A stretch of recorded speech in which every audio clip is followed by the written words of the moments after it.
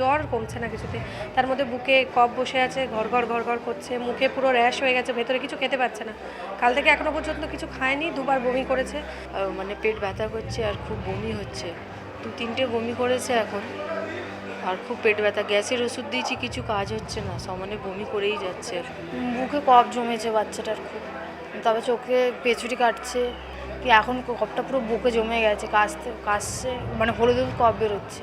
ওর কাশিটা থাকে long time, রাতে ঘুমালেই কাশি, এটাই ওর সমস্যা।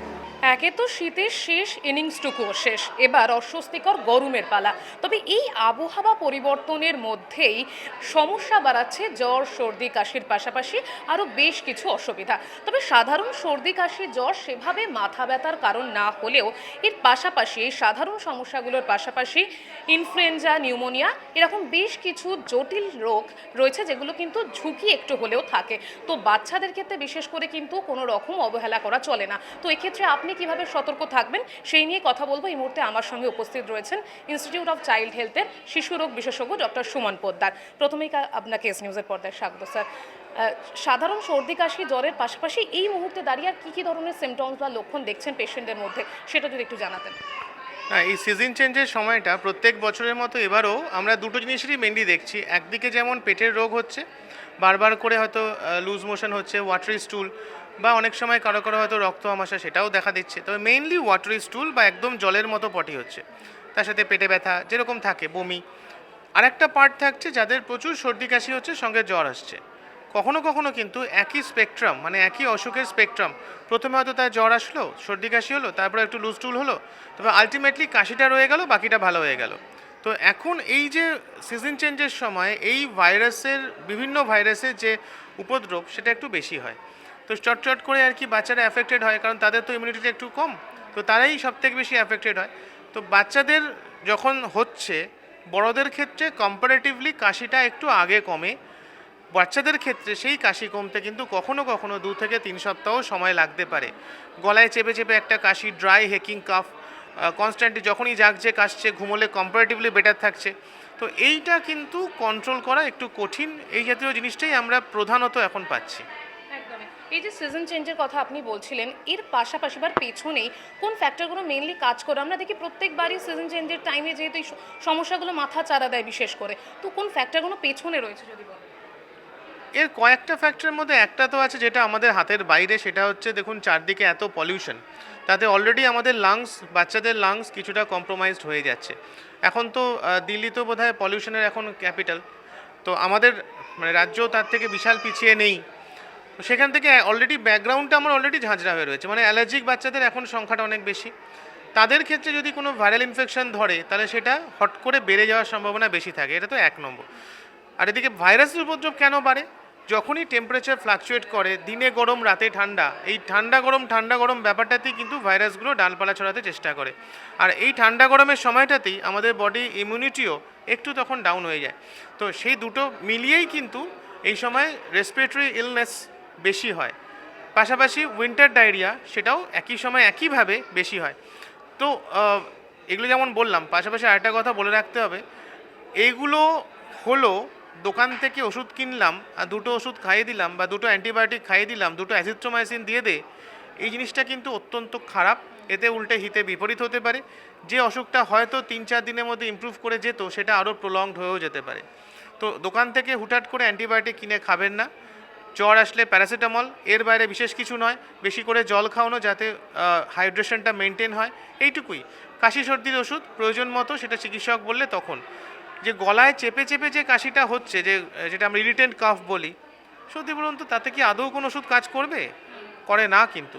বাচ্চাদেরও সেটা কিন্তু করে না। গলায় যখন একটা ভাত আটকালে আমাদের কাশি হয়, বিষমের কাশি হয়, তখন সেটা কি কোনো ওষুধ দিয়ে আমরা কমাতে পারি? তা তো হয় না। তাহলে ওষুধ কী করে জানবে কোনটা আমার ভাত আটকানোর কাশি আর কোনটা আমার ভাইরাসের কাশি? দুটোই তো ইরিটেন্ট কফ, দুটো তো ইরিটেশন হচ্ছে। দুটো ক্ষেত্রেই অফেন্ডিং এজেন্ট যখন গলা থেকে সরে যায়, ও ক্ষেত্রে ভাত সরে গেল বা খাদ্যকণাটা সরে গেল, কাশি কমে গেল। আর এক্ষেত্রে ভাইরাসটা গলা থেকে সরে গেল, কাশিটা কমে গেল। তো ততদিন পর্যন্ত কিন্তু একটু ওয়েট করতে হয়। হ্যাঁ, এটা ঠিক যেরকম বললাম অ্যালার্জিক বাচ্চাদের ক্ষেত্রে এটা হলে অনেক সময় ওভারল্যাপিং থাকে, সেক্ষেত্রে বুকেরও সিমটমস পাওয়া যায়, শ্বাসকষ্ট বেশি দেখা যায়, তখন সেক্ষেত্রে কটা দিন ভর্তি করে একটু অক্সিজেন সাপোর্ট যেমন যেমন দরকার চিকিৎসকের পরামর্শ অনুযায়ী দেওয়া উচিত। একদমই তাই। গত কয়েক বছর ধরে আমরা দেখছি নানা ধরনের ভাইরাস আমাদের মাথা চারা দিচ্ছে, যেমন যার মধ্যে অ্যাডিনো ভাইরাস, রাইনো ভাইরাস, কিছুদিন আগে HMPV নামও উঠে এসেছে। তো এর মাঝেই আমি শুরুতেই বলছিলাম খানিক তো ঝুঁকি থাকে একটু জটিলতার, তো সেই জায়গায় দাঁড়িয়ে এই মুহূর্তে কোনো কমপ্লিকেশন কি পাচ্ছেন এই সাধারণ সর্দি কাশি জ্বরের মাঝেই? হ্যাঁ পাচ্ছি মানে ফ্লু তো এই সময়টাতেই হয়, ইনফ্লুয়েঞ্জা সে তো হয়, সেটাও পাওয়া যাচ্ছে। বাকি যেরকম অর্গানিজমগুলো যা যা আছে তার মধ্যে দুটো অর্গানিজম না করলেই নয়, এত ভাইরাসের মধ্যেও দুটো জীবাণু কিন্তু মাঝে মাঝেই একটু মাথাচাড়া দিয়ে ওঠে। একটা হচ্ছে মাইক্রোপ্লাজমা নিউমোনি আর একটা স্ট্রেপ্টোনিউমোনি বা নিউমোকক্কাস। এই নিউমোকক্কাসটা বিশেষ করে ফ্লু বা অ্যাডেনো এই জাতীয় বা RSV এই জাতীয় ইনফেকশনের পরে অনেক সময় ইনফেকশন হিসেবে আসে, অনেক সময় সুপারএডেড সেকেন্ডারি ইনফেকশন হিসেবেও আসে। তো দুটোর ক্ষেত্রেই কিন্তু তখন জটিলতা বেড়ে যায়, তখন বুকের বড় বড় নিউমোনিয়া হয়ে গেল। ভাইরাসেও নিউমোনিয়া হতে পারে, কিন্তু এই নিউমোনিয়াগুলোর ক্ষেত্রে বাচ্চা অনেক টক্সিক হয়ে যাবে, দেখতে অত্যন্ত খারাপ দেখাবে, অত্যন্ত সিক লুকিং, এবং কোনো কোনো ক্ষেত্রে কমপ্লিকেশন, মানে সেক্ষেত্রে বুকে পুঁজ জমে গেল, জল জমে গেল, অ্যান্টিবায়োটিকে কাজ করছে না, তখন সেক্ষেত্রে জল বার করার জন্য বা পুঁজটা বার করার জন্য বুকটা ফুটো করে টিউব বসিয়ে বার করতে হচ্ছে। তো সেরকম জিনিসও কিন্তু আমরা এই সময় পাচ্ছি, প্রত্যেক বছরই হয়, এবছরও এই সময়টাতে এই অ্যাসোসিয়েটেড যে সেকেন্ডারি ইনফেকশনগুলো বা ইনফেকশনগুলো সেটা কিন্তু এবছরও বেড়েছে।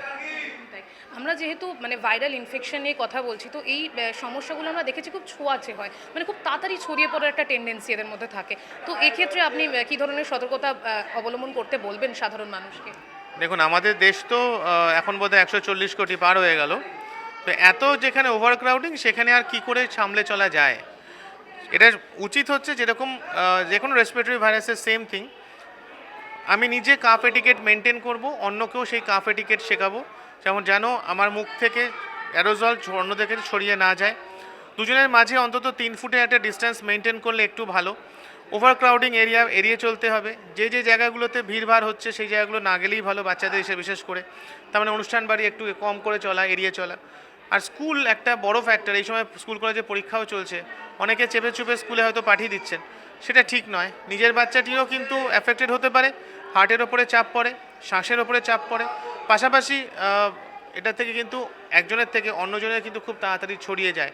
তো সেইটা একটু সাবধানে চলা, আর যেমন হ্যান্ড স্যানিটাইজ করা, সেগুলোই মেইনলি রেসপিরেটরি ভাইরাসে যা যা দরকারি সেটাই মেনে চলা উচিত। একদম। আর যেটা জানতে চাইবো লাস্ট, সেটা হচ্ছে এখন যে পরিস্থিতিটার মধ্যে আমরা রয়েছি সেই সময়টা অর্ধেক গরম অর্ধেক ঠান্ডা, মানে মানে ফ্যান চালাতে ইচ্ছে করছে, এসি চালাতে ইচ্ছে করছে, তো এই সময়টার মধ্যে আপনি সতর্ক থাকার জন্য কি বলবেন মানুষ?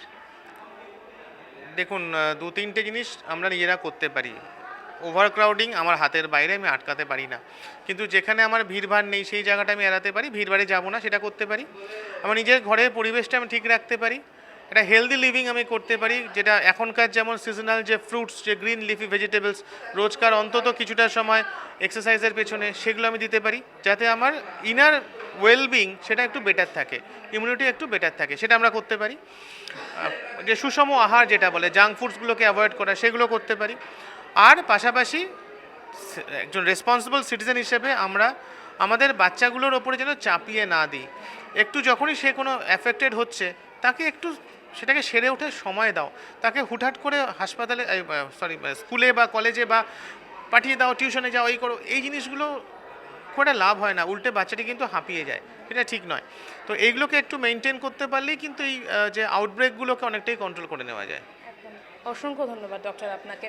আমরা এই বর্তমান সময় দাঁড়িয়ে আমরা জানি যে আবহাওয়া পরিবর্তনের সময়টা বড্ড বেশি মাথাচাড়া দেয় এই সাধারণ সমস্যাগুলো, তো একটু যদি সতর্ক থাকতে পারি, কীভাবেই বা সতর্ক থাকতে পারি সেটাই জানালেন বিশেষজ্ঞ চিকিৎসক, শিশুরোগ বিশেষজ্ঞ ডক্টর সুমন পোদ্দার।